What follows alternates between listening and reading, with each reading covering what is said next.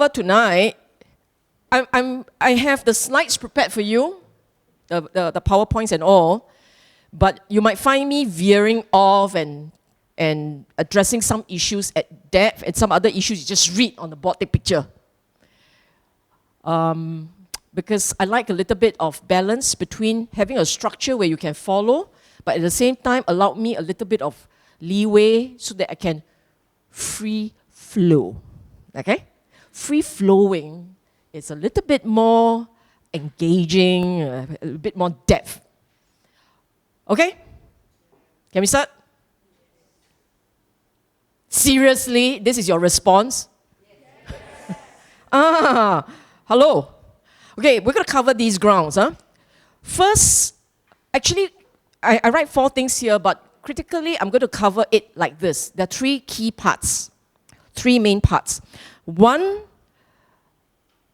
have clarity. I want to help you have clarity as to what the Buddha taught. Now, if you have read Dhamma books, if you have gone to many talks, you may be in a situation where you feel that there's just so many variations and so many parts and so many things, and gosh, how am I going to learn all these things? You might have that. What I hope to do tonight is to help you arrive at the key essentials. What exactly did the Buddha teach? The key points? Anything more? We can consider them extra, bonus, however you look at it. Extra, bonus, great to have more from the Buddha, why not? But the key points, it's like if you want to do mathematics, you better know numbers 1 to 10. You see what I'm saying? But if you don't know algebra, if you don't know, about proportions, fractions, never mind, you can survive. You can still go to market and buy things. But if you don't know 1 to 10, you're in trouble. So the same thing here for the Buddha, Dhamma, we want to know what are the key things we must know. If we don't know those things, you don't know Dhamma. Okay? The second thing we want to do is, or what I hope to do, is to help you understand. Dhamma is not intellectual knowledge, it's not concepts. Dhamma is a way of life. It is a transforming experience. Dhamma is actually his methodology to help us change the way we think and change the way we behave. Dhamma, in order to change the way you think, change the way you behave, you first have to understand what he taught, and you understand that clearly, you want to then change. So there is a method of doing that, and I'm going to help you understand what is that method. And then finally, the third part is, if you really start to operationalize the Dhamma, what happens? Something must happen, okay? Knowledge, practice, realization. That's essentially how we're going to approach this tonight. Therefore, long talk. Understand the purpose of the Buddha's Dhamma. I think the critical thing we need to know is why. Why was the Dhamma introduced in the first place? Why did the Buddha leave his family, and what did he go in search of? You may have your ideas, you may have heard it from different places. This is what I will say to you. Understand that the Buddha's Dhamma, the key purpose, is to fix a problem with the regular mind. Regular mind. Your mind, my mind, everyone else's.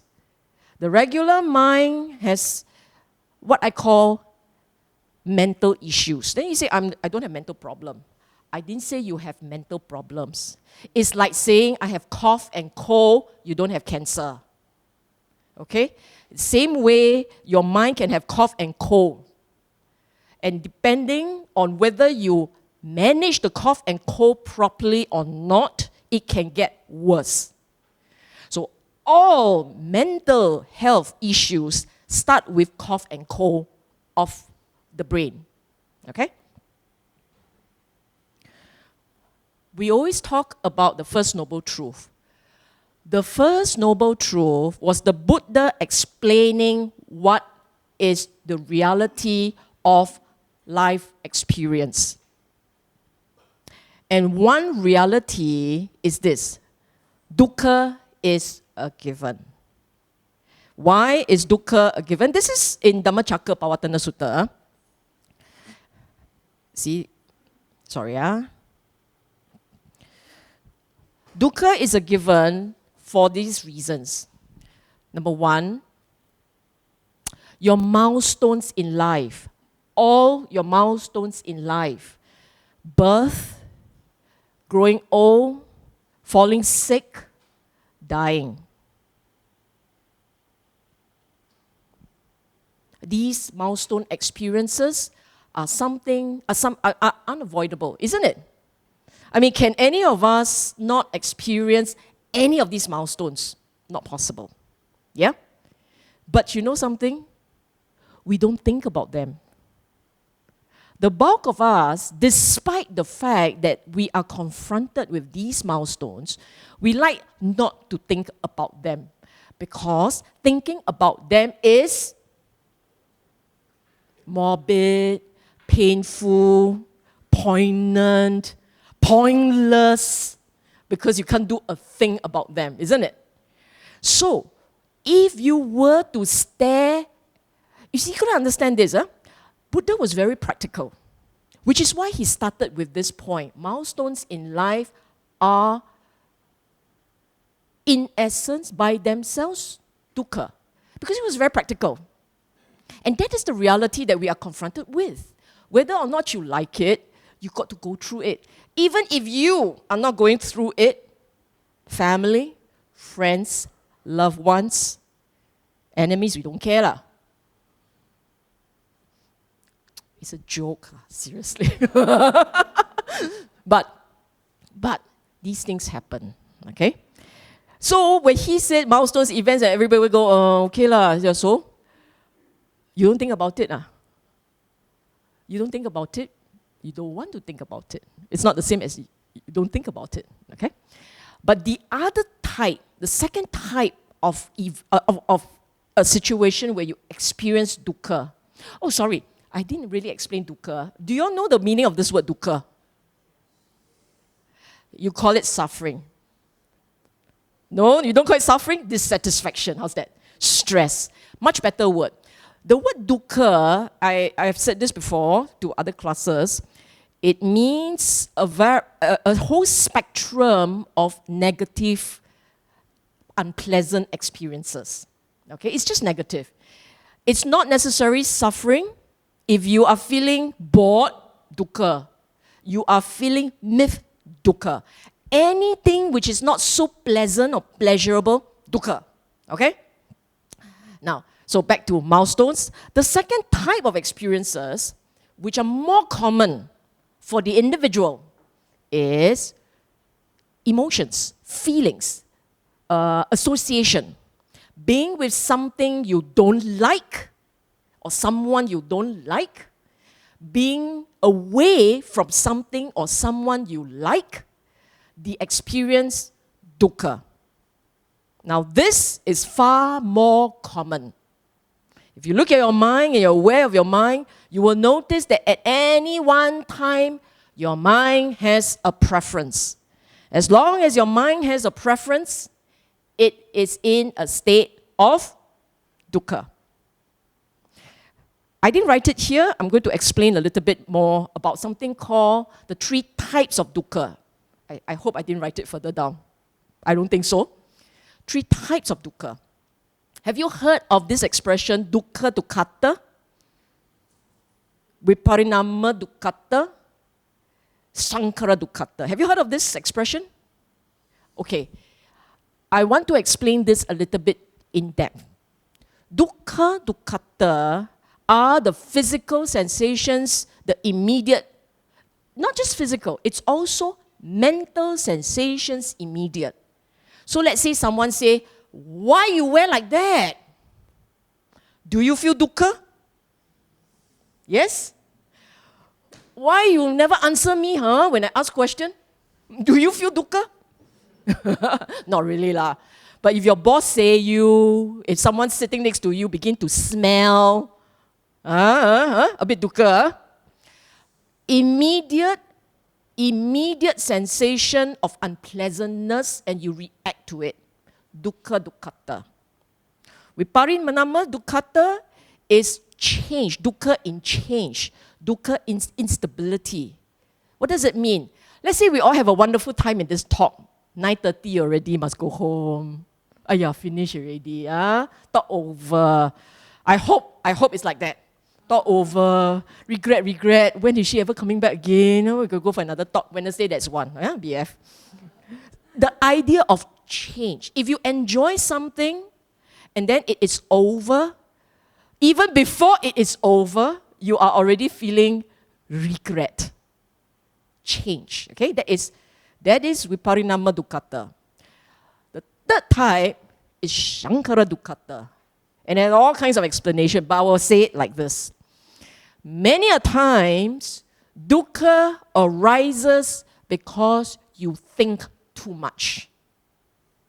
Shankara, construction, coming together. If you think about it, let me give you an example. Suppose, let's say, you feel pain here, okay? Or wherever, somewhere in your body there's pain. Dukkha, dukkhata, right? Then you start thinking, ayo, maybe tumor. I think it's tumor. And then you go around asking, is this tumor? Can you see that you actually don't know anything, but your mind has already constructed many things? Many a time, dukkha arises as a result of you, very clever, wrote a whole story about your pain. And it's more than that. Many a times in relationship, no problem, you can think until problem starts. Dukkha, yes? Can you now see Buddha was brilliant? This is only part one of brilliance. See it? He was explaining a regular mental state. And most of us have no problem, actually, even without trying, sitting down there doing nothing, you're feeling a lot of dukkha. Because you think. You construct. See that? Habits of the mind. So, I can move on. Now, to tell you are experiencing dukkha, you will say, I know already. That's why I'm here. No big deal, right? He explained why you experience. Seriously, I just give you everything. Okay. When I have to go back and scroll, it's actually disturbing for me. I'll give you everything and talk normally. You see, the reason why we experience dukkha is because you have preferences. In every moment of every experience, the moment you register the experience, your mind has preferences. So that's one problem. The second problem is the mind, these preferences. Why do we have preferences? It is because you have desires. Desires is because you experience pleasure and pain. We all want pleasure. We all don't want pain. There are two issues here. One is the feeling, pleasure, pain, neither pleasure nor pain. Those are feelings. The second thing is these feelings that come naturally, spontaneously, but you want one, you don't want the other. It's because of that choice, the one thing to choose, pleasure, not pain. We choose, and because we choose, that's where the dukkha arises. Okay? And this is very instinctive. Buddha talks about dukkha coming from three areas, right? Have you all heard of this? Karma Tangha, Bhava Tangha, Vibhava Tangha. Have you heard of this? And you all must just say something, because if you nod your head, I cataract, I can't see. Alright? Okay. Let me explain. Bhava Tangha, Vibhava Tangha, and Karma Tangha. There's the traditional way of explaining it, but let me help you understand it and make it relevant immediately. You are familiar with your thinking process, right? I assume you are. Are you aware that there are two worlds? Loka, two worlds. There is the external world, the external environment, which you register through your eyes, ear, nose, touch, tongue, smell, and so on, right? But that's the external environment. Having experienced the external environment, there is the internal environment, the internal world, making sense of what's going on out there, and then having its own conversation. And sometimes when it's not engaging out there, it is talking in there. Yes? I'm describing you, right? Because if I'm not describing you, you have a bigger problem. This is the normal mind has the external world and the internal world. Karma Tangha refers to the external world. You have preferences, what you want to see, what you want to taste, what you want to hear. This music, I like, that one, I don't. What's jazz? Really, I don't like jazz, or something like that. When you have preferences and greed about the external world, that's Karma Tangha. Bhava, Vibhava Tangha has to do with what's in there. Like when you recall pleasurable experience and you say, let's replay, and then you replay. Okay, that's one version of what's happening in there. The second version is about yourself. I hope the world sees me as bright, brilliant, and nice, and I don't know what else. What else do people think about? Smart. Smart is bright and brilliant. Pretty, tasteful, that sort of thing. I hope they don't say that I'm bad taste and nerdy and lao tu and don't know what. You have a mind-made idea of yourself, and you hope the world shares your high opinion about yourself. But you know what? That's deluded thinking, because the whole world is caught up in themselves. They are living in their world. There are 50 of you? Maybe 100, I don't know how many of you. But there are that many worlds in here. We have an entire galaxy in here. You see that?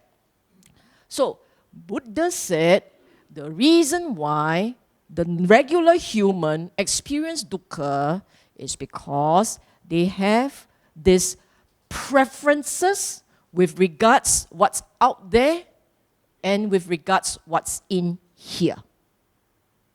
Make sense? Up until this point, no problem, right? The regular person, in the way that they fix dukkha, I told you dukkha is prevalent. The regular person, in the way that they fix dukkha, is to go and satisfy that preference. So if I want music, this music, I go buy radio, buy speaker, and then get Spotify, and then choose the music and so on and so forth. The regular person has quick fixes for all his craving, all his preferences. And he spends his time fixing. He's like a crazy mechanic with a car, huge mechanical problem, and he spends his entire day trying to fix the problems of this sputtering car. That's a regular person. And he does it because from very young, he grew up with this understanding that every time he fixes something the way he wants it, he feels good. Every time he fixes something the way he wants it, he feels good, right? This is a delusion. This constant need to fix is what gave him the dukkha in the first place. The wanting to fix. That's why I use the word temporary gratification and proxy delights. These two words, my invention. You must attribute. Proxy delights, meaning you are looking for temporary gratification which gives you a temporary high. Done! I go shopping, buy something I want, happy. But then it lasts for 15 minutes. Never mind, tomorrow go buy some more. Go back, buy. Happy. Another 15 minutes, then never mind, tomorrow I go again. You see the problem? We are drug addict. We are drug addict, always looking for the temporary high. So if you don't know Dhamma, I'm describing the regular life. But of course, you all know Dhamma. So this is not necessarily your life, right? Yeah? Dukkha is always present because of habits and instinct. The way that we tackle dukkha is to give it quick fix. This is very critical. The third noble truth says that, again, I'm just going to give you everything. The third noble truth says that it need not be like that. There is a mental state where you don't experience dukkha. Cessation of dukkha. It is possible for the mind to be in a state where it doesn't experience dukkha. Meaning, it is possible for the mind to stop craving. The challenge is, how do you teach the mind to tame craving? Get it? That is why in the suttas, you will constantly come across these words. He will say, the untrained worldling. Have you heard of this expression? The untrained worldling. Untrained because you never knew the nature of the mind and how do you curb habits and instincts for craving. How do you stop that? You never train yourself to stop, you won't stop. Or he will say, the man who is not tame. It doesn't mean you're a wild beast that needs, like the whip, tame you. It's not. Your mind is always chasing, looking for the next acquisition. And because it's always looking for the next acquisition, you have dukkha. Okay? I put down at the bottom there, how do you train the mind to that state where it doesn't have a rising of craving? Okay? This is part A. This is how fast I'm going. Second point. The regular mind can neither see, understand, nor experience nibbana. The regular mind can neither see, understand, nor experience nibbana. We have to develop conditions to help the mind rise above its current distracted, foggy, delusional state. This practice is about developing new habits. There are a couple of things to do. The main thing, actually, is to develop the correct mental conditions. With the correct mental conditions, any mind, yours, mine, everyone else, no age limit. With the correct mental conditions, any mind can experience, see, understand, and experience the Dhamma. I didn't use the word Nibbana yet. I'll repeat, with the correct mental conditions in place. These are mental states that you have to train to develop. You develop these mental states in place, any mind can understand, see, understand, realize the Dhamma. And when those conditions have been developed, any mind can see how the mind works. The essential point about the Dhamma is understanding how your mind works. Only when you understand how the mind works are you able to tame craving. Taming craving is not about saying, I don't want.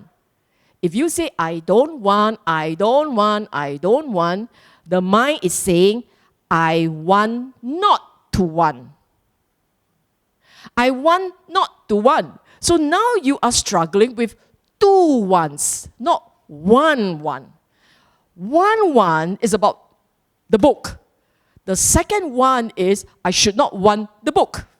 I want, I don't want, I want, I don't want, I want. Can you see why practicing Dhamma wrongly can be more painful? You are dealing with double whammy wants. In the previous, I earlier talked about Tangha, remember? Bawa Tangha, we bawa Tangha. This is actually what it means. I want is bawa Tangha. I don't want is we bawa Tangha. Same. You want, you don't want is two sides of the same coin. So, this is, have you all heard of the Buddha saying that this path is a gradual path? Like the seashore, seabed, like the seabed, it slopes gently and leans towards. Have you heard of this expression? Because what you are doing is first understand how the mind works, and then you're going to restructure. You're going to use the Dhamma, understand the Dhamma. With the help of the Dhamma, you learn to restructure, reprogram your mind. Okay? So what are these 5 conditions? Saddha, Sila, Sati, Samadhi, Panya.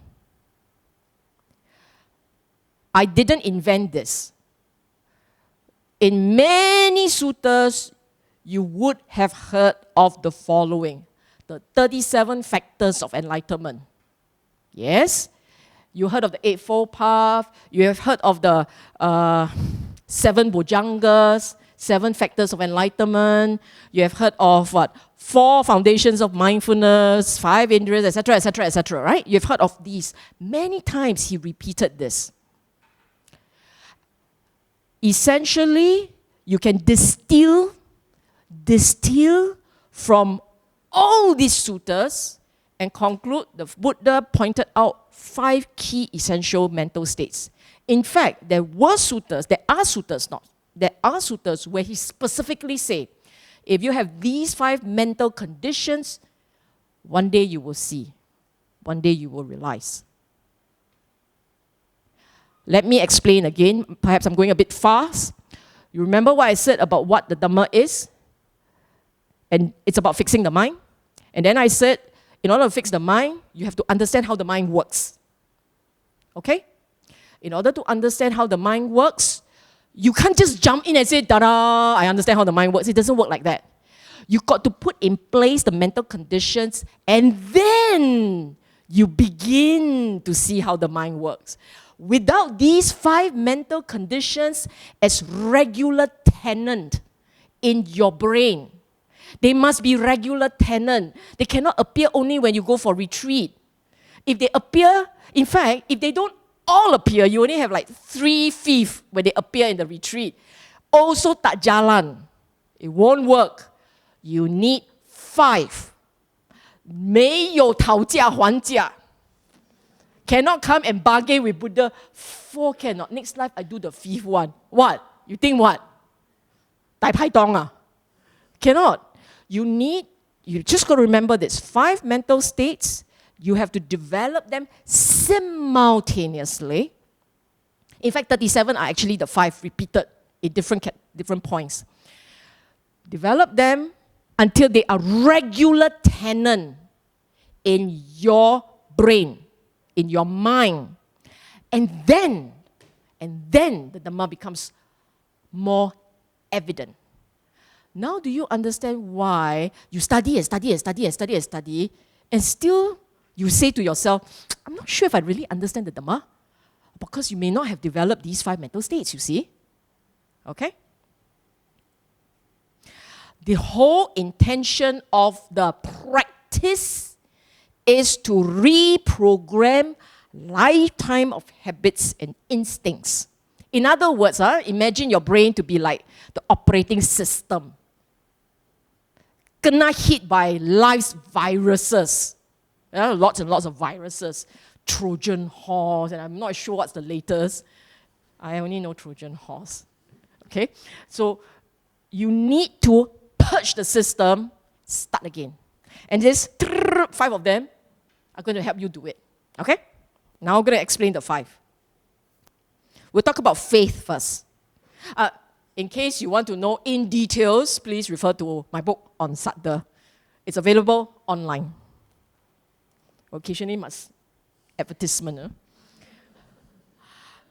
I use the word caveat, Saddha, faith. Caveat, you see, you listen to me talking ad nauseum about dukkha, cessation of dukkha, and the practice, right? You hear me talking about this. And in you, somewhere in you, there is this sense of, I think she's right, huh? If not, I've wasted half an hour here. I hope she's right, huh? So I sound logical, I sound persuasive enough, then you, okay, maybe you're right. That's all. I make sense. I look innocent enough, so you persuade yourself to be convinced that she has a point. So you are buying on some kind of faith, huh? It is faith of sort, because you have not seen the Dhamma. It's faith of sort. You only have my word for it. But that faith is not strong. It is still better than this one Buddha, you pai. Just pai. That's blind faith. You just go and, Buddha, this one I must pai. Is it? Yeah, just pai. You just do whatever. I bow, you bow. I put my hand like this, you put your hand like this. You know what I'm saying? That's blind faith. After you listen and have some idea of the Dhamma, you have some faith. Caveat. Because fundamentally, you haven't seen how the Dhamma works. You have not seen for yourself what really the brain, the mind is like. The mind, he described, what is that like? You may not have seen it. How the methods, if you apply them, will help you to see the mind you have not applied, you have never seen. So, can't tell. This is what I mean by no experiential knowledge. You have to see the mind, see how it works, see the Dhamma changing the way you behave, and then you believe. Okay? But this is good enough. Having some degree of faith is good enough because of these functions that you need faith to do. Keeps your mind open. If your mind is not open, you can't hear a word I'm saying. Here I talk, there you talk. You see what I'm saying? Here I'm making all these beautiful points, but your mind is busy shooting them down one by one. Nothing gets in, okay? And I deliberately wrote this. You can hear, you can learn, you can remember, you can internalize, practice, and grow. These are written deliberately. This is your learning process. And it is written in the text as follows. The Buddha said, in detail, he said, you come, you sit, you hear, you lend your ear, you hear, you absorb, you remember. Because you can practice only up to what you can remember. If you can't practice what your mind has dropped off. So remembering is important. Once you remember, you must reflect. Take what is said, compare it with your own experience, compare. See for yourself. If you compare and say, makes sense, true, accurate, it will go deeper into your memory bank. Practice is when you start comparing, applying. It goes deeper into your memory bank, you will grow from there. Okay? Second purpose of Saddha is, once you get to a point when you start applying his doctrine, you start to see the effects of the doctrine. Doctrine has effects, one. The learning has implications for you. It's like learning mathematics, then you can go market and argue prices. Otherwise, learn mathematics for what? Huh? Get a good deal. Something like that, okay? Dhamma is the same. Once you start practicing, what's the effect of the Dhamma? You feel happier. If you are a Buddhist, but you're not kinder, nicer, wiser, happier, you've wasted your time.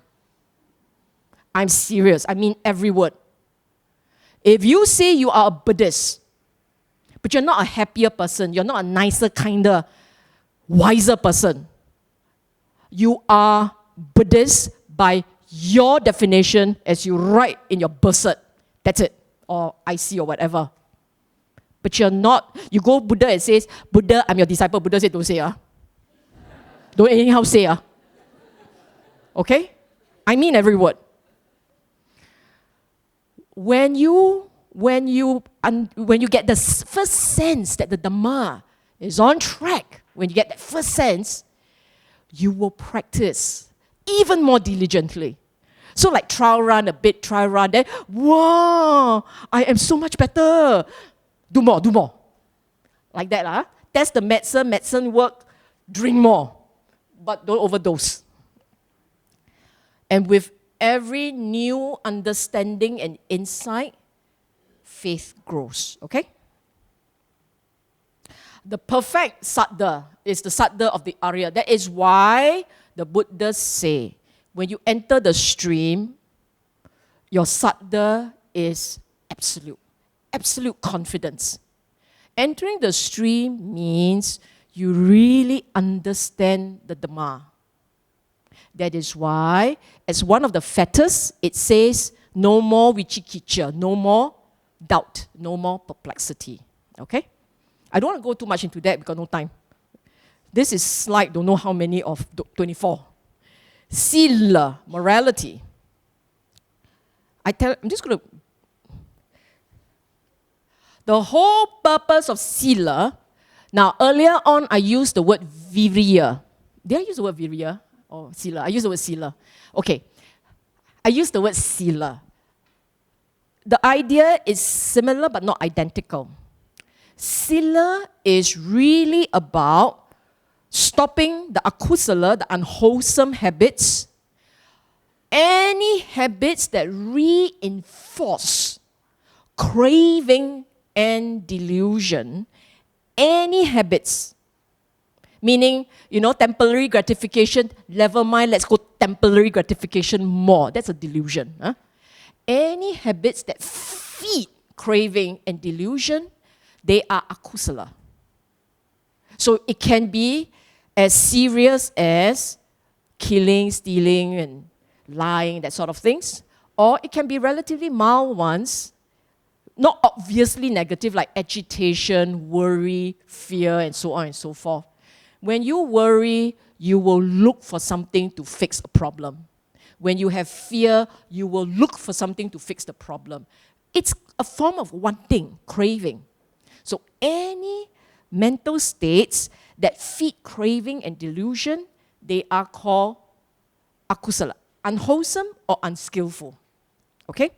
Then the kusala ones are the mental states that strengthen your ability to let be, to let go, to calm down, to be more stable, less agitated. Anyone? For instance, I'll give you an example. Something not so obvious like giving, dana, chaga. When you are in the state of giving, in the state of dana, true dana, not the dana for other people to see type. The real dana, when you're very generous and you really want to give, that dana. When you have that dana, your mind is not chasing and clinging, right? The mind is a state of giving. If your mind is not in a state of giving, when you're doing dana, that is for people to see one. There's not a lot happening in the mind that will protect, that will help you grow. Patience, being patient, being metta, all these mental energies calm you down. Okay? Too fast. Oh, I better stop a little bit for you to digest and catch up. You need a bit of catching up? Too much ideas running? Can I move on? Okay. Purify mind is to wipe the mind, your mind space clean so that you can rise above ego and craving. Okay? Now, tonight talk, I pitch it to a higher level. For some of you, you will struggle to understand. I understand that. That's why we tape it. Give you a chance to go back and review. Then you review what you like, okay? Give you a chance. No, I'm serious. Today, it may fly past you. But if you have a chance to look at it again, some more ideas and some more insights can arise for you. Okay? Not done yet. Sila is very critical for happiness in this life and for spiritual progress. I put this thing there to remind me, not to remind you. It's to remind me to say this. Let me tell you this. We know of schools that teaches Dhamma. And we know of centers for people to go and meditate full-time. Yes? We have never heard of a school that teaches Sila. Yes? And the reason is because everyone assumes that Sila, everybody quite Sila ma. Can I, like that can? No. I can tell you, for those of you who try to meditate and you find it very difficult to get your mind to sit still, what it means is you're not Sila enough. Buddha made it very clear in a conversation between Ananda and the Buddha. Ananda asked the Buddha, what's the purpose of Sila? And the Buddha said, so that you are free from remorse. In other words, your conscience is clear, you are calm. And then, why do we need conscience to be clear? So that you experience piti, pasadi. Basically, you need the conscience to be clear so that you have some degree of joy and then you feel peaceful. Why do we need that? You need that. You need that because your mind, in order to be able to concentrate, in order for the mind to be able to concentrate, the mind must experience joy and calm. Okay? Why do you need samadhi, concentration? So that the mind can see reality as it is. So that the mind can experience yatha buddha jnana dasana. Whatever it is, there's knowledge and insight. what starts, there's some more to go, you don't need the rest. I will just say this.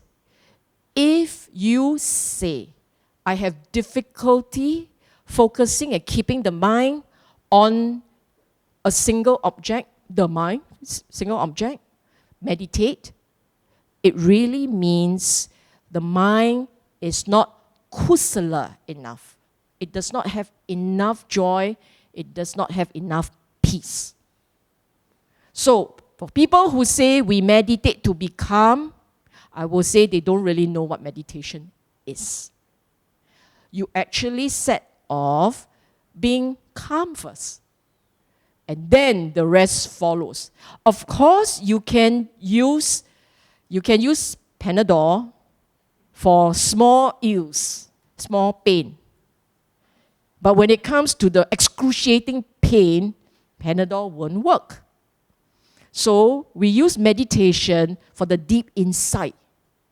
That one, you need to be able to get the mind very quiet.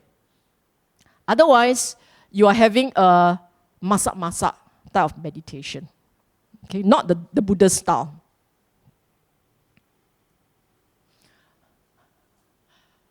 I didn't elaborate a lot on Sila and what you must do. For detail, Wednesday BF. You know, periodically you must put in advertisement. Purpose of sati and samadhi. Sati is mindfulness. Samadhi is concentration. I put them together. This is not a talk to explain meditation. I just put them together. They come together. There is no debate about this. In the suttas, when the Buddha explained the jhanas, he talks about mindfulness. So there's no debate about this. The two mental states come together, quieten down the mind. Okay? Why do we want to keep this mind quiet, quieter? If it is too noisy, if it's regular mind, it talks too much. You can't see the mind, how it works. It has to talk less, much less. Sati keeps the mind focusing on what's happening right now. What's happening right now? Sati knows when the mind is focused. Sati keeps you objective, clear, sharp. You're able to gather detail, factual data about mind's features, and remember them. Let me just rephrase it simpler. Essentially, objective, present, focus, and you observe, you must remember. You observe, you must remember. Okay?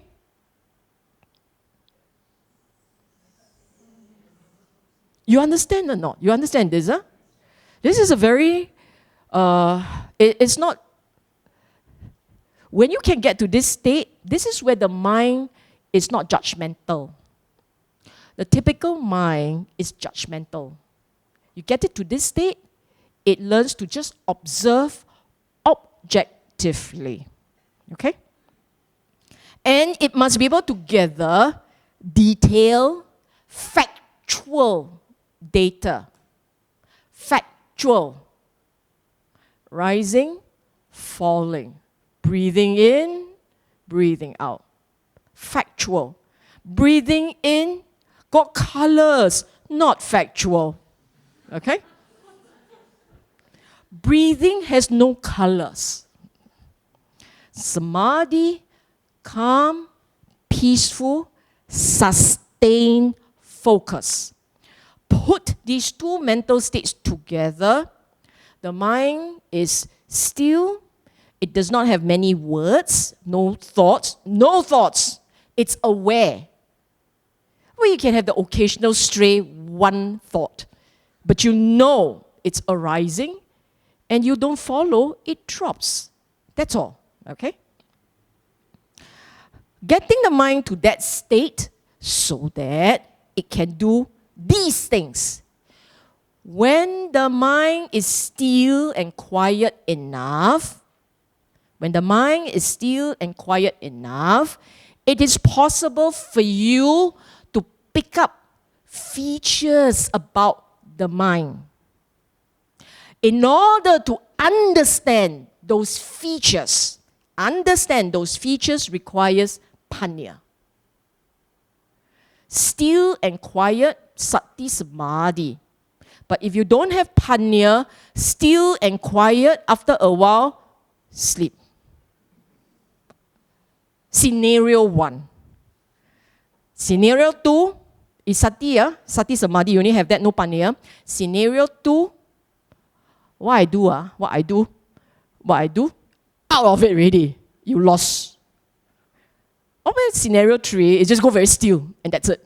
Still, okay?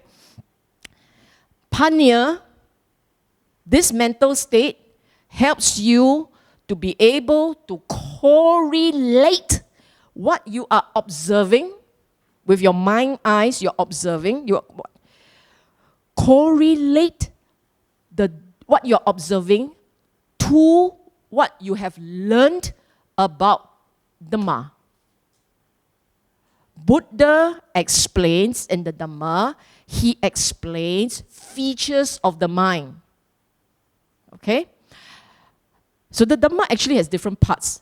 The Dhamma talks about what the mind is like. The Dhamma talks about how to practice. The Dhamma explains what's the end result. It is an instruction manual that covers the entire spectrum about the mind and how to tame it. And then what happens, like an epilogue. Epilogue, what happens when you have tamed the mind. Okay? The Dhamma explains all these things. Panya enable you to correlate what you have learned about the Dhamma with your experiences, what you're observing. So first, in observing, the panya helps you to gather facts. Keeps it quiet enough that quickly see carefully. Huh? Panya helps you to decide what to do. As you're observing at the mind, looking at the mind, there are certain decisions to make. Panya makes sure you make the right decision. No panya, decision wrong. No panya, seeing wrong. No panya, everything wrong. And this is a cute one. Panya will also enable you to know when you're making progress. You have panya, you know, you don't need the exam to say, now you're primary 2. Panya tells you, I'm now primary 2. I'm primary 3.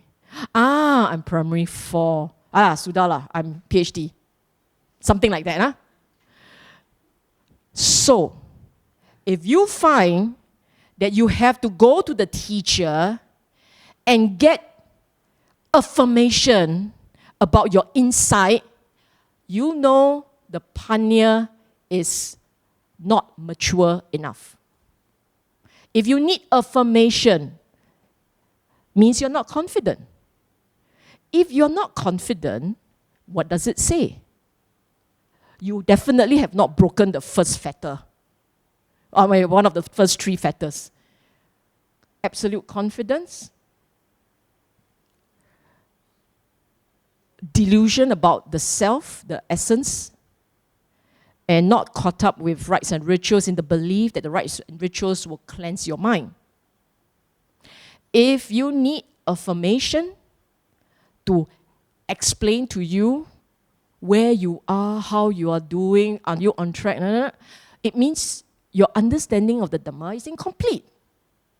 Not enough. That's why you need affirmation. Okay? So, the 3 parts, know what you're seeing, know what you're doing, know when you're done.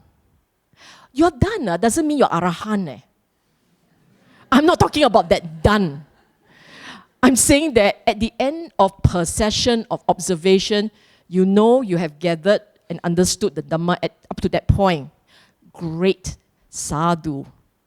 Next exercise. Okay? I'm not talking about arahan.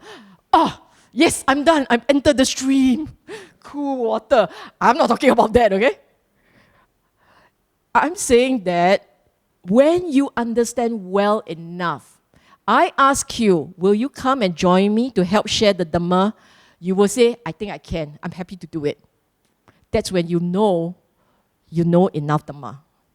If I were to ask you, will you come and join me in sharing the Dhamma? And you say, you think I can or not? I think no. Probably not. Because I just asked you if you can and you tell me, you think I can? You think I can? Means you need affirmation. Sorry, affirmation. I don't give affirmation. Fourth noble truths. You're wondering how come I never talk about the fourth one, first, second, third. Because the fourth one is about what you must do. The first three was about the essence, the Dhamma teaching. What is the reality that we are all struggling with? What is my Dhamma supposed to help you do, help you achieve? Then, in order for your mind to be able to understand the Buddha's teaching, understand the Dhamma, understand what must be done, you have to set in place certain conditions. And these 8 steps are really to help you develop those mental conditions. Okay? Right view. Correct understanding of the Dhamma. If you have the correct understanding of the Dhamma, meaning there is dukkha. Dukkha is the result of my craving, instincts, and habits. But there is a way for all these craving to cease. There is a way. Okay? If that's where you are coming from, you understand this, then right thought. Right thought follows from right view. Why is that? Because if you say you understand 1, 2, 3 noble truth, then the first thing you must do as a matter of directing your daily life, your thoughts, is let go, renounce. Don't hold too tightly. That's why the first of the 3 right thoughts, nekkhamma, renunciation, aveyapada, avihimsa, no ill will, no cruelty. Very, very specific to, if you understand the Dhamma, you may say only conceptual, it's okay. If this is your start point, my conceptual understanding is like this, then the second part is, in your daily life, make sure that the way you think, it is not about me, I, mine, my interests, my feelings, my entitlements. Renunciation, don't look at it as too big a word. For many of us, we see, mang. No. When you are saying, my feelings, that is a point where if you have renunciation stemming from right view, right understanding, that is where you go, Suda, it's okay. Feeling comes and go anyway. See what I'm saying? My views, my affection. Your affection, very expensive. Comes with a heavy price. You must tell yourself, it's okay. Everything comes and goes. I will ride the waves. I mean it. In daily life, make it almost second nature and make it almost instinctive. Not to hold on to my views, my thoughts, my job, my interests, my feelings. Have you not considered my feelings? Big word, fierce word.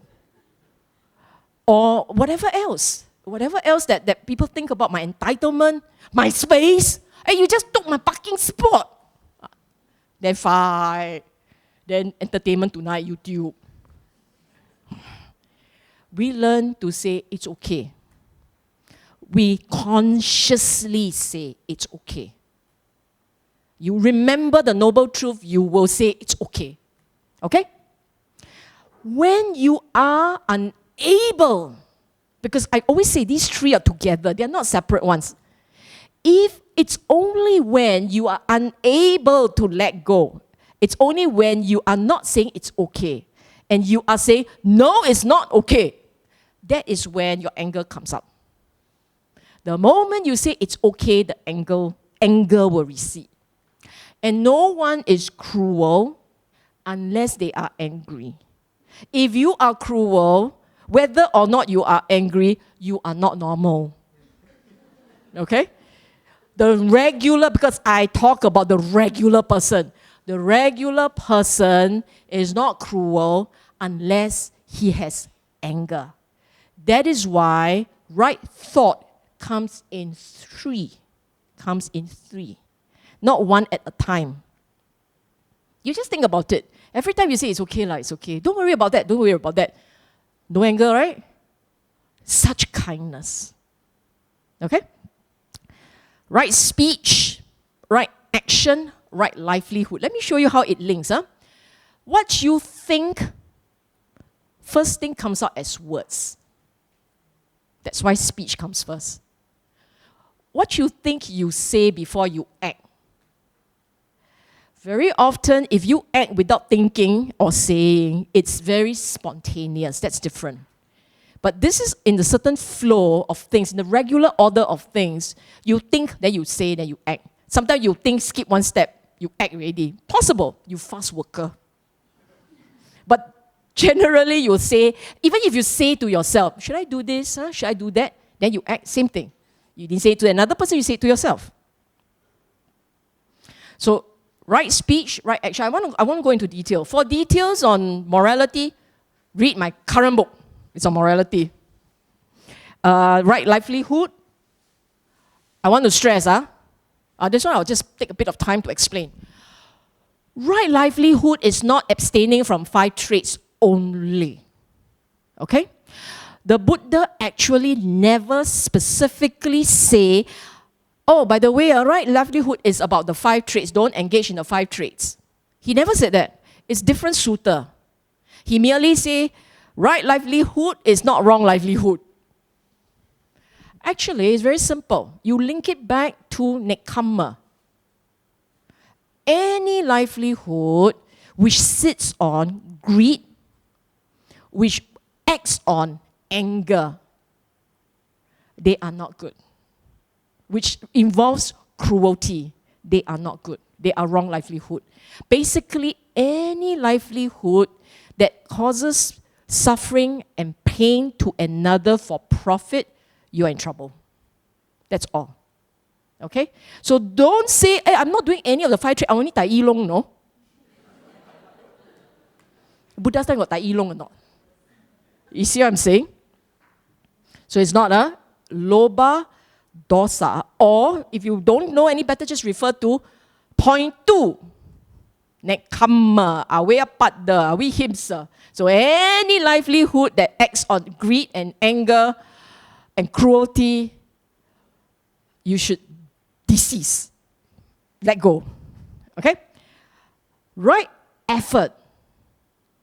This is to the point where you become very aware of arisings in your mind.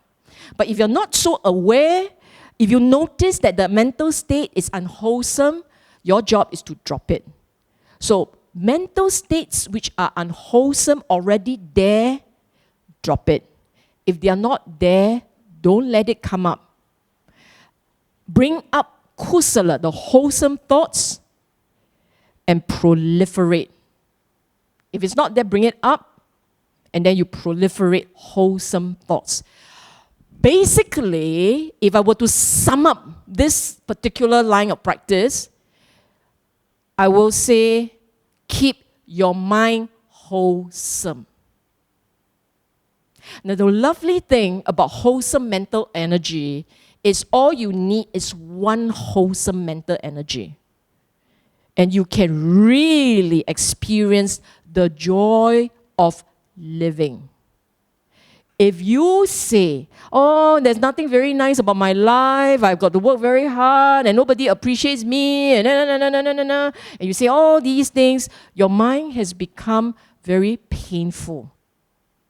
Not your life painful, your mind is painful. And because your mind is painful, everything that this mind comes into contact with, it's painful. How do you fix this mind? You can't fix what's out there. You can fix at best what's in here.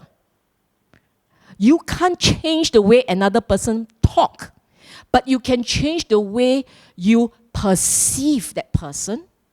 You explain, you talk to yourself about that person, and your reaction to the person. That you can do.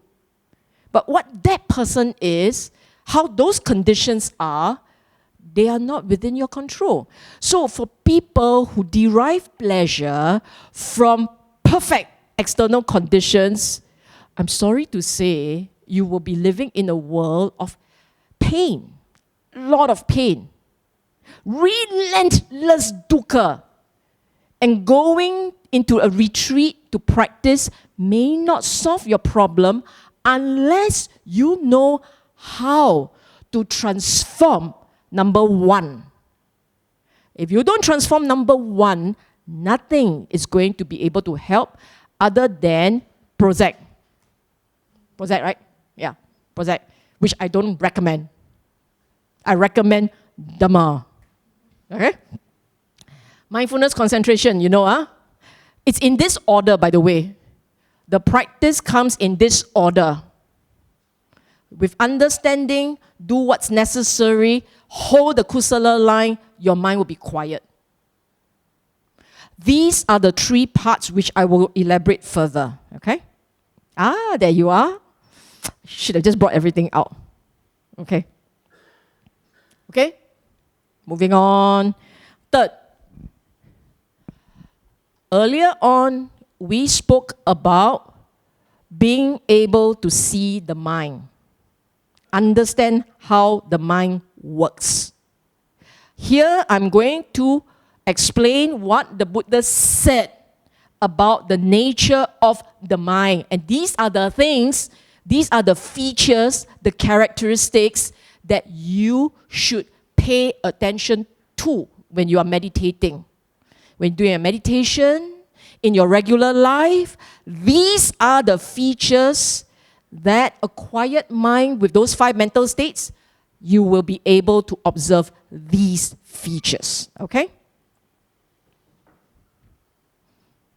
Read, I'm not repeating.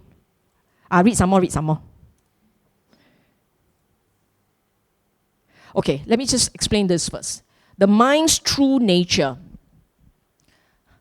We can see anything. We can describe in many ways. But there are certain constants, and we are interested only in those objective constants. Number 1, every mental state that you experience, every feeling, every memory, every thought, every experience of the form, everyone takes a temporary part of your mind. It comes on and then it fades away. Yes?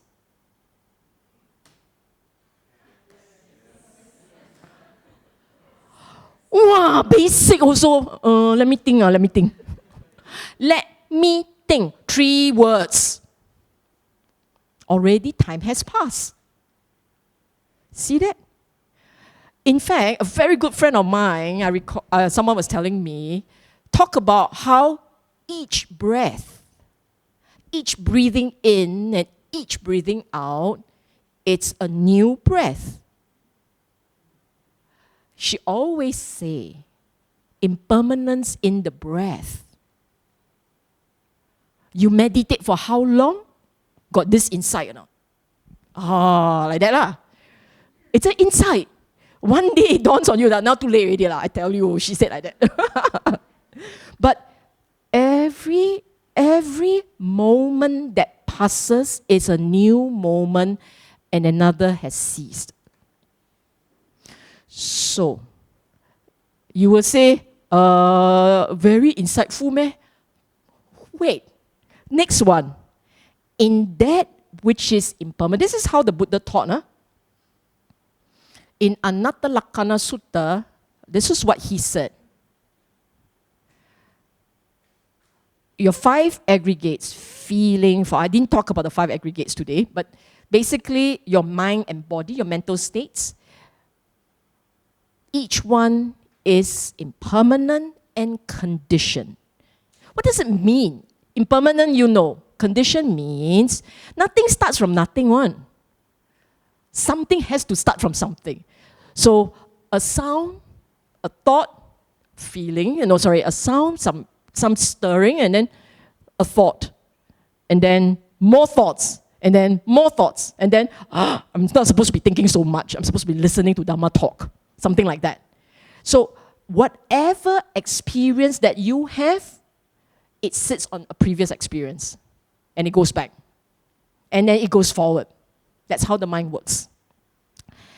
And in that which is impermanent, is it dukkha or is it sukha? Dukkha. Which is why when man was able to design his faith, his religion, all religions through the centuries, through time and space, they all have a perfect heaven. Whether you talk about the Vikings and their great banquet hall, or the Egyptians with their golden cornfield or something, or everything else that you know of, everyone has perfection after death. Because before death, you can see for yourself, it must end. And if it ends, then it is painful. So, how do we make sure that life has meaning? It's not painful. Don't let it end. And perfect. And if you're evil, you go to hell forever. That's the human thirst for revenge. Okay? In that which is impermanent is dukkha. This is a fact. This is not an opinion. This is not subjective. This is a fact. Knowing that you will die, knowing that whatever you experience will be over, no matter how you like it, it will be over. But the good thing, the flip side, the great thing is, however painful it will end, however horrible the experience, it will be over. So therefore, one should be, if one is objective enough, take it in stride. Whatever arises will cease, will fade away. Whatever comes will go. In that which is dukkha, don't own it. There are 2 ways of looking at this, but I will just explain this. There is a subjective way, and there is the objective way of understanding this concept of anatta. What is subjective? You see, in every experience that we have, we take the experience to be mine. The Buddha's advice to you is, don't own it. Don't say, this is mine, my feeling, my thoughts, my friends, my loved ones, and so on and so forth. What he said was, don't own it. That is the subjective part of things. The objective one. He said, you have a mental ecosystem. He didn't use the word ecosystem, but you know what I mean. There is a whole series of activities going on in your brain, which you have no control over. If you have control over those mental neurological activities, my question to you is, why then do you cry? You enjoy it? Why then do you get angry? You like it? You don't. There are a whole series of activities that you don't want to have to be there, but they are there. And there will be the whole series of activities you wish they are there, and they won't be. For instance, I want to be happy, but I'm not. I really want to be happy, but I'm not. Can you stop growling? It won't listen to me. You see what I'm saying? Your entire ecosystem, mind and body, function on their own without intervention from you. You are at best, you are the company CEO who doesn't know what's going on down the line. But you think you are boss. See what I'm saying? This is the best. Yours is a multi-international, MNC, multinational, right? Multinational corporation. All of us are superpower MNCs. And you are titular chairman. Not CEO, CEO got some say in the operations. You are chairman, like my sister would say, chairman. You don't know what's going on. I mean, seriously, how many of you would say you have counted how many times your heart beat? Ask you count breath to 10, already stop. You see what I'm saying? Those are physical activities, and you have problems struggling to catch up. Let alone the mental activities. You have no clue. See what I'm saying?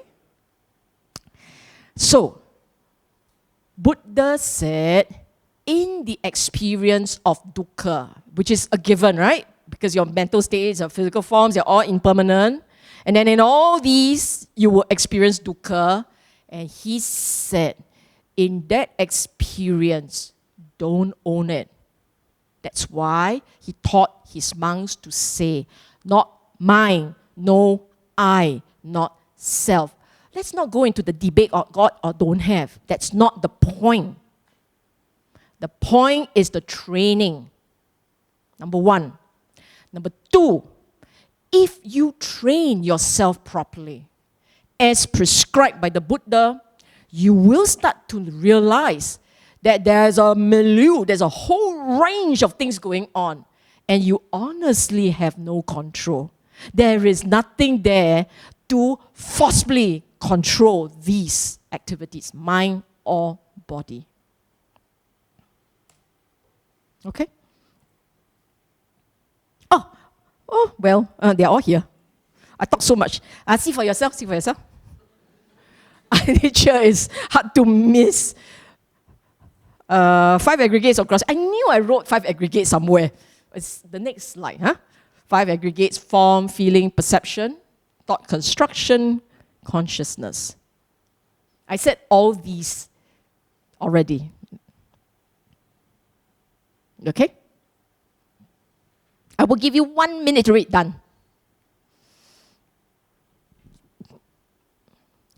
Any question up to here? I can move on? Okay. When the mind recognizes these 3 characteristics, the first one is the easiest. Impermanence, right? I said already, that's the easiest. It's obvious, hard to miss. When the mind sees these 3 characteristics, and that was what the Buddha had always been saying, at the point when you experience it, whether in meditation or in daily life, when you experience it, that is an awakening moment. Awaken in what sense? It is awakened to the fact that for the longest time, you have been going on and on about being in charge. When you feel that you are in charge of your world, that everything sits on your decisions and responsibilities. When you feel that way, at some point, it feels very tiring to hold up this world. That is why it is said that for the ones who have realized the Dhamma, every deeper level of realization, they feel lightness and they feel liberated. Let me explain this a little bit further. In your mind, you have a perception of how the world should see you. Yes? You like to be known to have certain types of qualities, and you hide away the ones that you may be ashamed of, and you hope no one notice. Sweep it under the carpet. Yes? If yours too many to hide, they will spill out of the carpet. The world will know. But you spend your entire life trying to uphold an image of I. In trying to uphold this image of I, you're doing it very subconsciously. It's not, I have an image, today I shall dress it in blue. It matches the color, it matches the mood, and da-da-da-da-da. It's not, it's very subconscious. Your entire world constructed, and you must fit into this world, and you are like this, and everybody is looking at you. So important are you. Having to do that is tiring. The day you realize mental states come and go, feelings come and go, thoughts come and go, everything comes and go, in essence, there is no I, no real I. There are conditions that there are risings, and there's after arising ceasing. And it goes on and on and on. And then you let go of this habit to construct the I, to keep maintaining the delusionary I. When you let go of that habit, it's when you really understand what he said about anicca, dukkha, anatta. Okay? So, a lot of you, at this point, I'm seeing like, never mind, read. Just read. This is how it flows. You see the way the mind works. When you see the nature of the mind, you begin to understand what he taught about conventional reality and ultimate reality. That's another word that people like to use, right? Conventional reality, ultimate reality. Conventional reality is the world that we have constructed. My world, your world, the inside one, not the outside. The outside world it's just there. But the outside world has no meaning for you until you have internalized the outside world. For instance, do you know who is sitting behind you? You don't. You know who is sitting in front of you, but you may not know who is sitting behind you. But there is a world at the back. But you're only aware of the world in front. Because the world in front, you can see. The world at the back, you can't see. Unless you got 7 eye. Because the 6 is here, right? You can't see. You see what I'm saying? Reality, as far as you are concerned, is only what you have internalized. And all these internalizing is just a temporary thing. Everyone keeps constructing. Not knowing that, not realizing that, is delusion. And delusion is many forms. I can have a whole lecture on delusion. Okay? Now, you can be enlightened, you can wake up to the reality, but it's only temporary because you will go back to your old habits. What is the old habits? Old habits is when you go back and you start again.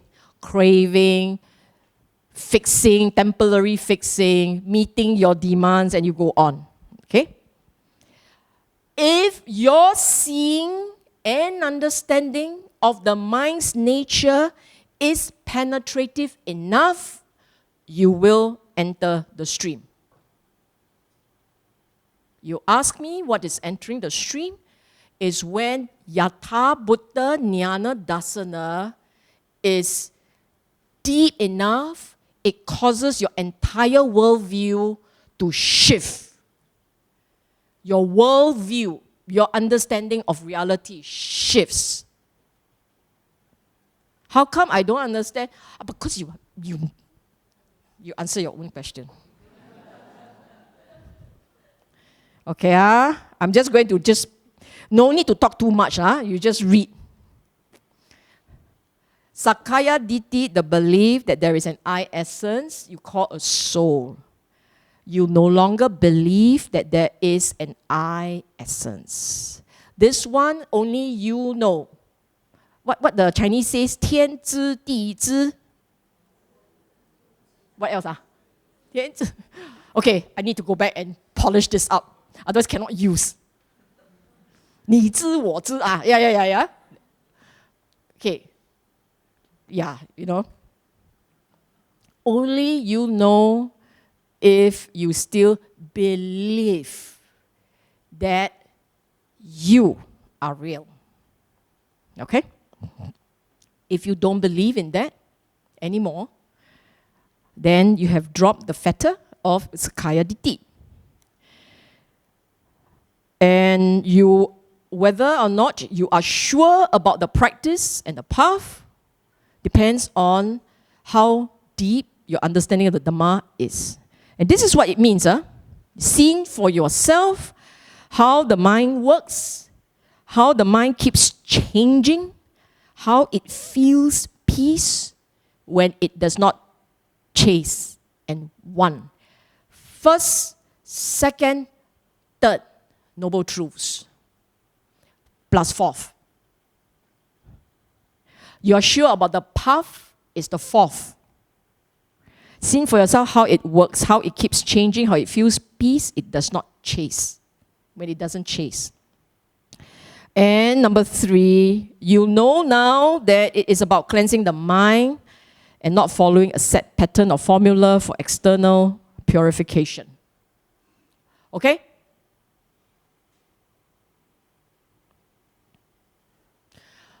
You get to that level,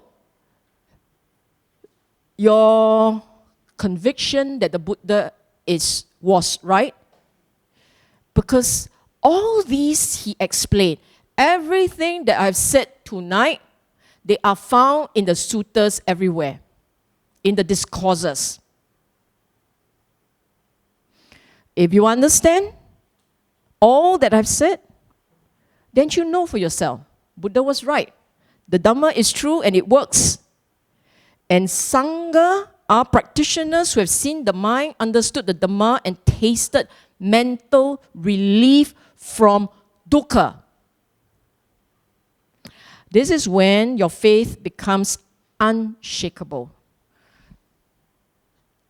Buddha is right. Have you heard of the expression, when you see Dhamma, you see the Buddha? Yes. This is actually what it means. If you understand how the mind works, as you apply his teaching, his formula to train your mind and reshape the mind, and then you taste the mental relief from no longer craving so much. When that happens, you know Buddha was right. This indeed is the nature of the mind. This indeed is how you tame it, calm it down. And this indeed is possible for the mind to feel at peace. Okay? So, Dhamma is the manual to reshape this mind. And when it works, you will know. Sangha are practitioners.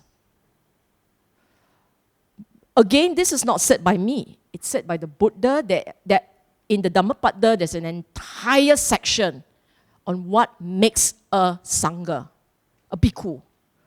Only the practitioners who practice to see to the end of the mind, realize Nibbana for themselves. They are the Sangha. Okay? Buddha say what? Keep saying this. Just to sum it up here, essentially, we have old habits put together, developed, cultivated for centuries. If we believe in the Buddha, you believe in past lives. Centuries. And because they are very old habits, it's very difficult to uproot your habits. You may see and understand. If you don't see and you don't understand, you will never change. When you have seen and understood the mind, then it is possible you may choose to tame your mind, choose to change the way you behave, choose to reform the character. Otherwise, you wouldn't. We are creatures of habits. So much so that have you seen little babies? They come in big, into this world, they big. Red, big. They come in and they already got their own character, habits. Some are quiet, others are noisy. Some demands attention right now. Others are very patient. Seem to come in with a ready-made set of habits. And then the conditioning of this life will change some of the things and reinforce others. You know yourself. You know how much have changed and you know how much has not. Okay? But it takes a long time. And it will change only with understanding and insight. You don't see for yourself how the mind works, you are never going to change the way you behave. You're never going to see the reason to do differently. Okay? I want to stress this. Eightfold Path, 3 parts. The first one on Panya, understanding, seeing the mind as it is. Through that 3 characteristics, no certain transformation going on in your mind. Panya. Second, I must just...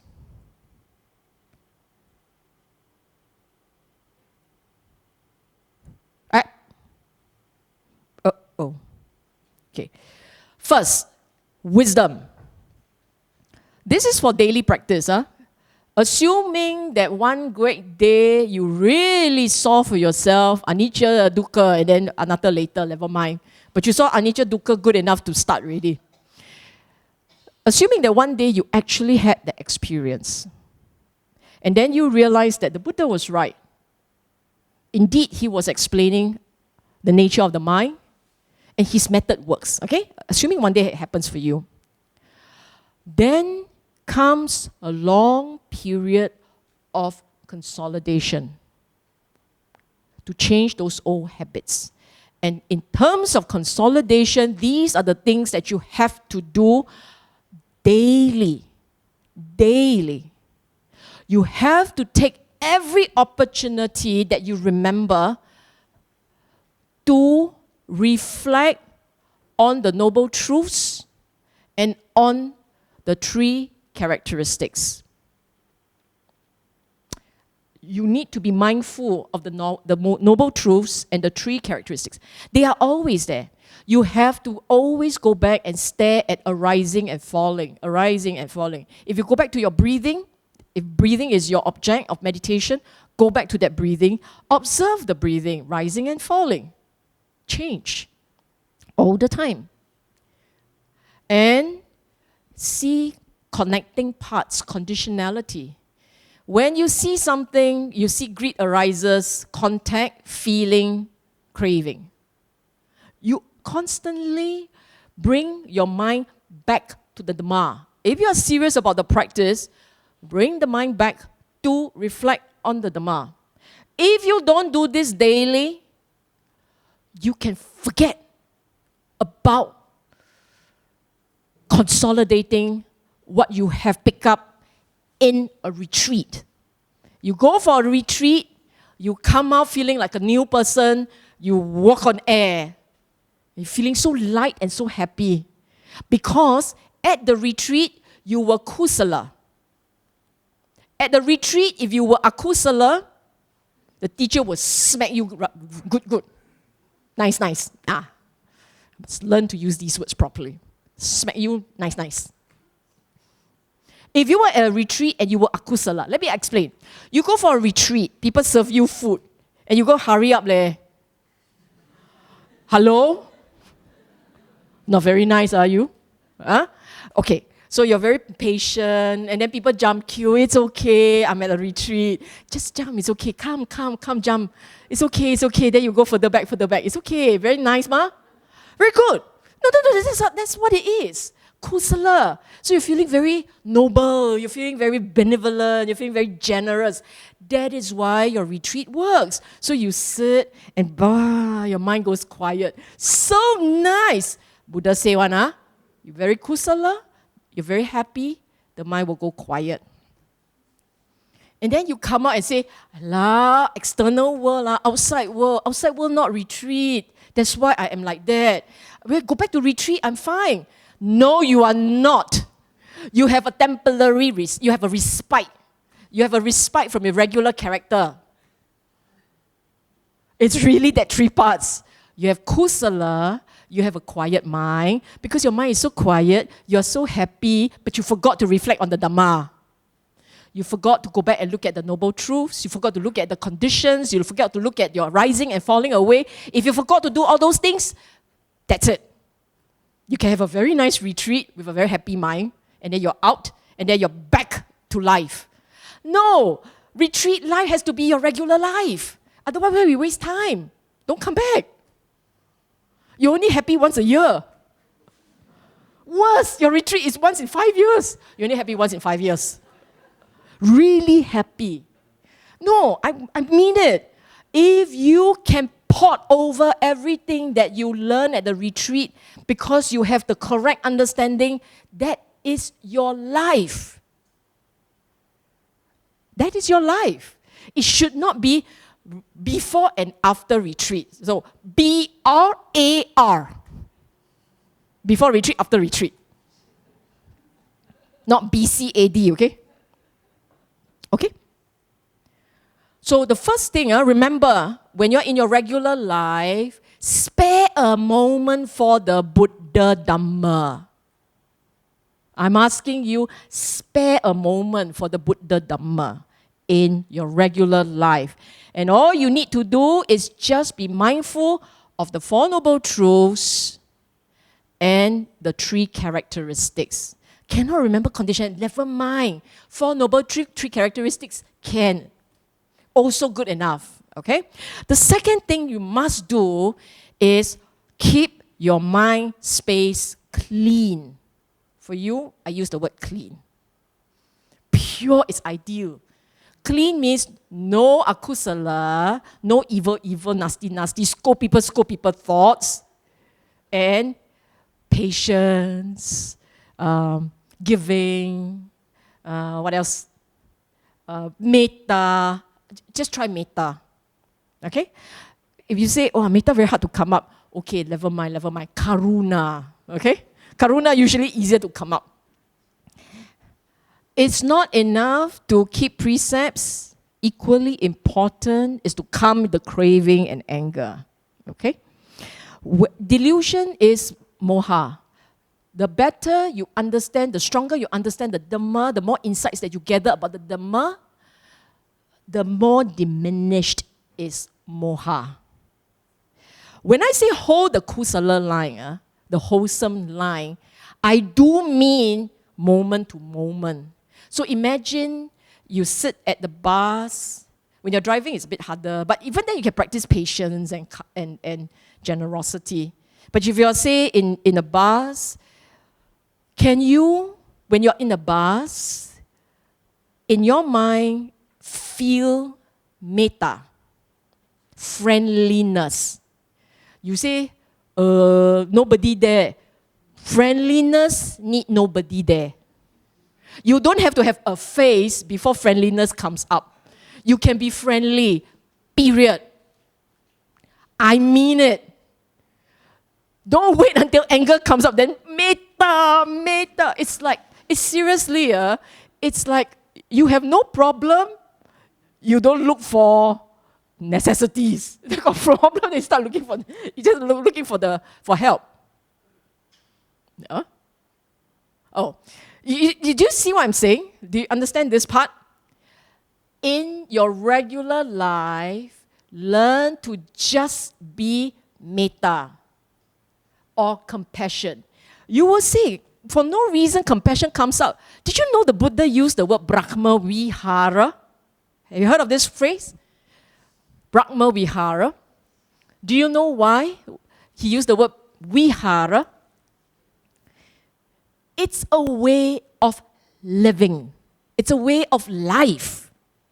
It is not only at retreat, Vihara. No, it's a daily way of life. It's daily life. So try and be that. I have a short recommendation. Minimally, be generous, be considerate, be patient. This is just, if you like, it's called the Practitioner Start Kit. Basic, sample. Try these, and then we'll see how it goes. Okay.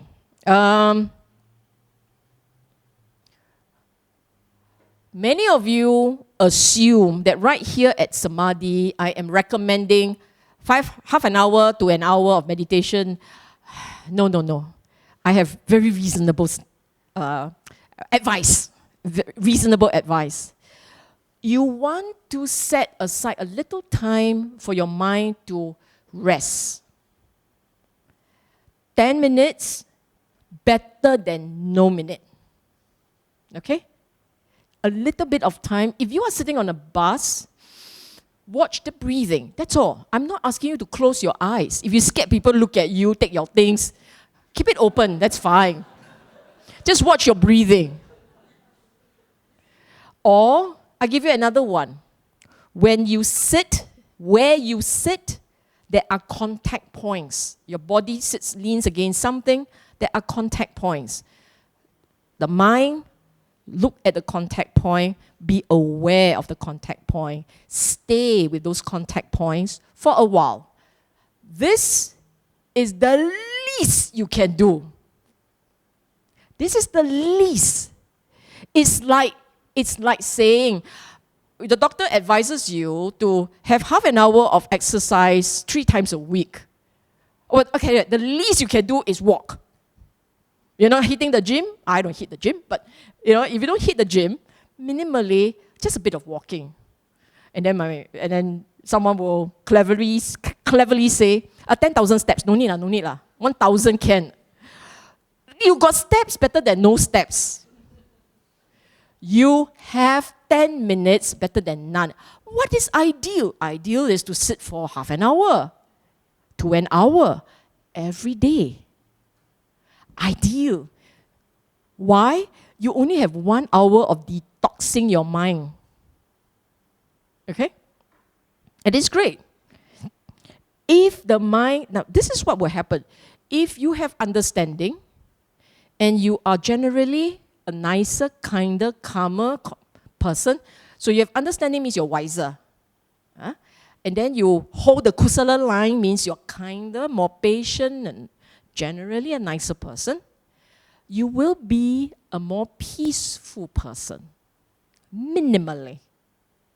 And you will be a happier person, minimally.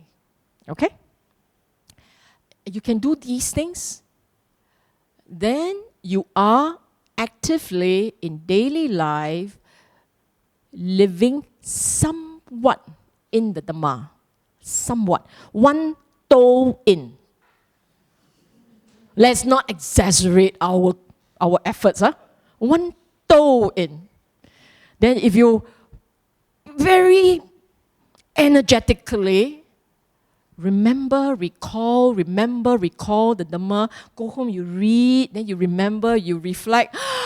Great! Now you are 1/2 in the Dhamma. Okay? Otherwise, you occasionally just recall 1 toe. Remember the toe or the half, which do you prefer? Half lah. Who asked for toe? When you go buy fish that time, did you just ask for tail? No, right? You want the whole fish or vegetable. Just give me the roots. You want the whole thing, right? So the same thing. This is actually, come to think of it, this is actually interesting, isn't it? When we buy things, we want the whole thing. When we do Dhamma, just a fraction would do. There's something really odd, right? The Dhamma is supposed to be the best. Buddha says, the highest gift is the gift of the Dhamma, right? It's the best. There's no taste that surpasses the Dhamma. The Dhamma is the ultimate of taste, the ultimate of truth, the ultimate of everything. I tell you what, just give me 10%. I can only deal with 10%. Something off, right? And someone is free.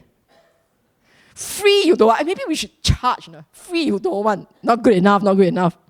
You want the branded Dhamma. Okay? Keep going.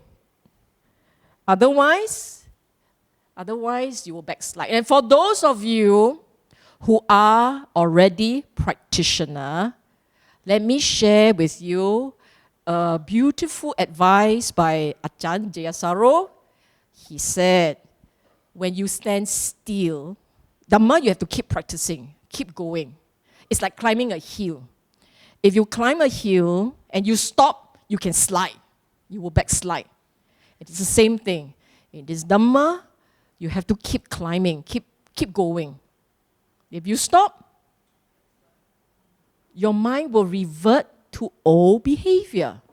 And then, you see, if you're very happy with your life, you won't be here. The odds are there is something about your life that you are feeling not completely satisfied with. Is that fair? Because if you're perfectly satisfied, you will not be here. You will be doing whatever satisfying things you're doing. But the fact that you're here means you are saying to yourself there's something missing. And maybe Dhamma is where the answer is. That's why you're here. If you continue doing what you do, you will remain where you are, dissatisfied. If you are truly looking for the ticket out, you've got to do something different. The Dhamma way. Okay? This one, too cheap for you. We just skip. Oh, okay. Read. Just read. Oh, I tell you what, this one. The third point.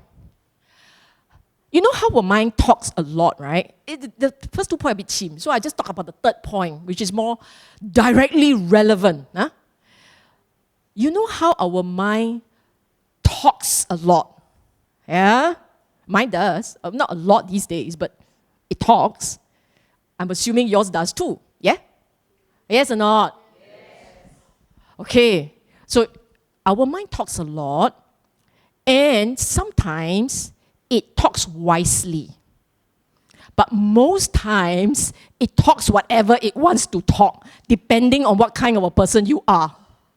So if you are a cynical person, whatever it says will be something like this. No lah, sure not. I don't believe leh. I never believe people, no. If you are an easygoing person, your mind will talk like this. It's okay, really. It really doesn't matter, right? It's okay. Whatever. Yeah? And then if you are an angry person, you will say, what's there to be nice about? What's there to be happy about? Everything is also so awful, isn't it? Nah. How your mind talks, what it says, will reinforce what is there in your mind. See what I'm saying? So our character is a result of habits and assumptions and thoughts and conclusions and views.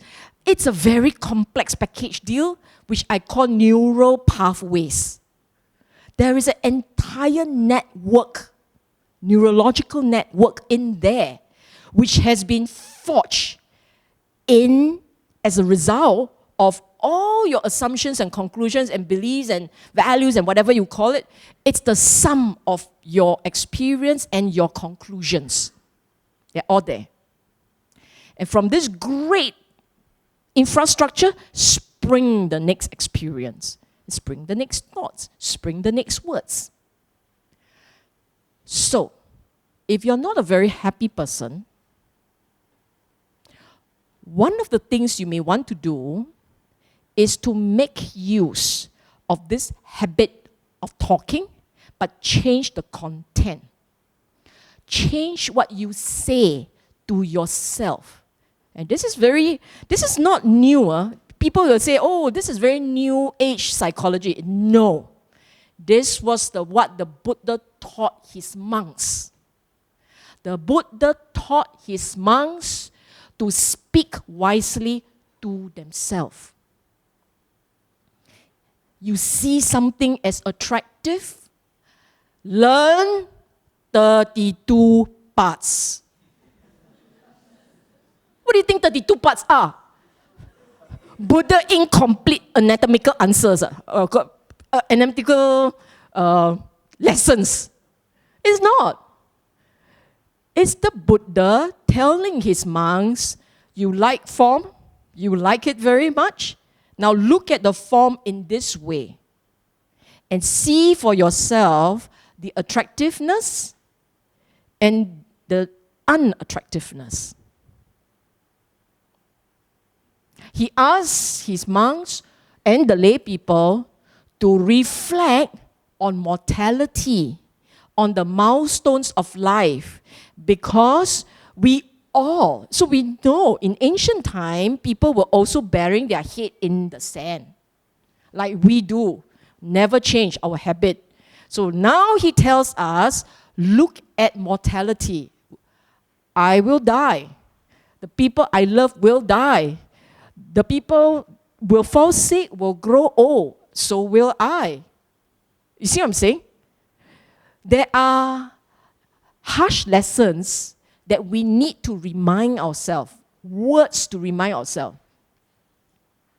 We do these so that the mind gets an incentive to practice. Otherwise, the mind happy enough, it will stop working hard. You see, imagine the situation. And this is real. You practice, you're diligent because you experience dukkha, and you believe that in the Dhamma is the answer for the cessation of dukkha. You believe that. So you work hard. He say hold the kusala line, you hold the line. He say you should learn to quieten down the mind, you learn to quiet down the mind. So you hold the line, you quieten the mind, you reflect on the Dhamma day in, day out, day in, day out. Then, oh, it's true. You feel so much better, for sure. You feel relief. I already told you, in what is impermanent, you see dukkha, but you also realize that whatever is painful will fade away. So you flip the answer, the teaching around, and you start to see all the beautiful side of the Dhamma. Then what happened? Suddenly life is very nice. You have all your meditation, so your mind is very quiet. You are very kusala, so you're always in the Mangala Vihara. And then you're always reflecting the Dhamma, nothing disturbs you, are very happy. You will cling on to becoming. You're still very happy with becoming because becoming is now very becoming. It's very nice. So he has to tell his monk, not finished yet. Continue the practice. That is why he keeps telling his monk, don't stop. Continue practicing. You see, the regular mind is in a lot of dukkha. And it's real. Buddha said, the moment you enter the stream, your experience of dukkha is like the amount of dirt under your fingernails, as opposed to the amount of dirt on the forest floor.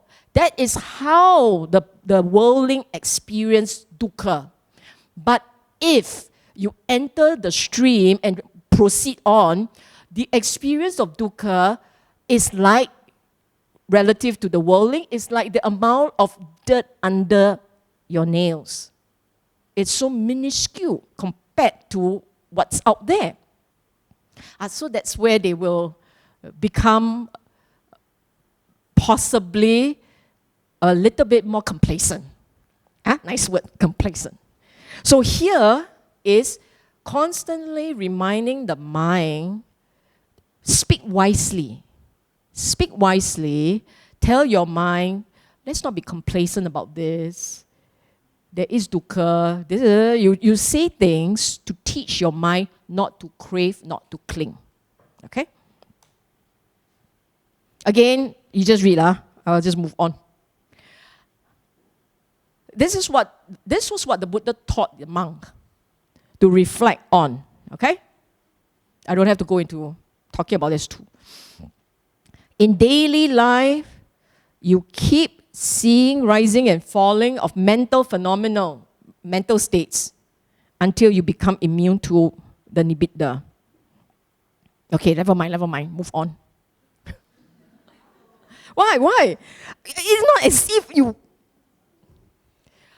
Look, I will sum up this like this. We are attached to delight. You have to learn to see delight as not delightful. If your practice is on track, one day it becomes obvious to you that delight is not delightful. Delight is painful. When it becomes obvious to you that delight is painful, you will feel some aversion. You shy away. It's disturbing. Not good. You don't swing from one side of the pendulum to the other. First, you are very attached to the delight. Then now you are so averse to the delight. It's not good. This swing is wrong. It should be in the middle. Rising, falling doesn't matter. There is no strong reaction. You are neutral. Then what comes, what goes, goes. That's the nature of life, of thoughts. When you become neutral, this is when it is very easy not to hold. As long as you are delighting or you are averse, you are still holding. You're either holding to the delight or you're holding to fear of the delight. It's still a form of holding. Okay? And you don't hold on to delights, to the self, to the ego, to the views, to thinking, to creating. You don't hold to any of these activities. They happen depending on condition, but you don't hold on to them. Okay? Does that make sense? It's a bit jalat. By and by, right conditions in place, when the mind turns away from all delights, it no longer craves and clings, the mind experiences vimutti. You see, craving, let me just explain this. Since I got about 5 minutes, we cling not just to external experiences. Back to my two world. We cling, we crave, and we cling not just to the physical world out there. We crave and we cling even more to the mental world, the inner world. You see what I'm saying? Do you cling to the char kway teow? No. You cling to your memory of the char kway teow. You see what I'm saying? If you every day eat a really badly char kway teow, you eat a really badly char one, then you realize that in Singapore no longer can you find a good char kway teow that matches your memory, your memory's kway teow. Then maybe you will let go. Maybe. It's memory that we cling on to, not the physical world per se. Of course we do cling on to the physical world. We want that sensation, but it must match the one you remember. Okay? And the only way the mind can be free is the mind realizes that it is always constructing and living in its construction. The day it realizes and it stops constructing, it is then that it is liberated. Then you say, oh, like that, very easy ma, stop thinking. You try. You try. Stop thinking, ask you to stop thinking for half an hour, just watch the breathing already. So jialat. You see what I'm saying? Yeah, you're right, very hard to stop thinking. The reason why we think is because craving is habit. We are still chasing delight. You will only stop thinking when there is no more desire for delight. If you don't desire delight, thoughts will stop. Thoughts will stop. It does not feed craving. The problem is craving and thoughts, they go together. They are, again, I didn't invent this. It is found in the sutta. Proliferation of thoughts, proliferation of craving. Craving will feed thoughts, thoughts will feed craving. You don't think about opening door. I'm just finding the most inane thing that we do a day. Every day we must open door. Nobody thinks about opening door unless the person I love is waiting behind the door. In which case, it's not the door I remember, it's the person. You see what I'm saying? We remember all the activities that make the deepest impression, and all the activities that make the deepest impressions are the ones that trigger pleasure or pain.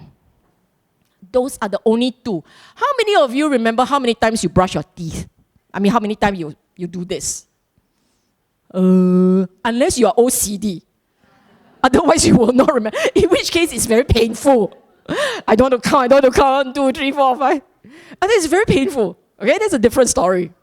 But if you are regular mind, an activity that is what in our terminology, not shook. If it's not shook, you don't remember. It's like this way in and that way out. So therefore, pleasure and pain you remember, the activities associated with pleasure or pain you remember, and therefore you will recall them. You will think about them. And then when you think about them, they feed the craving and start again. And then craving starts and you say, I must go do this. Like that. Okay? You understand the Dhamma now? You understand the Dhamma now? Okay, 9:30.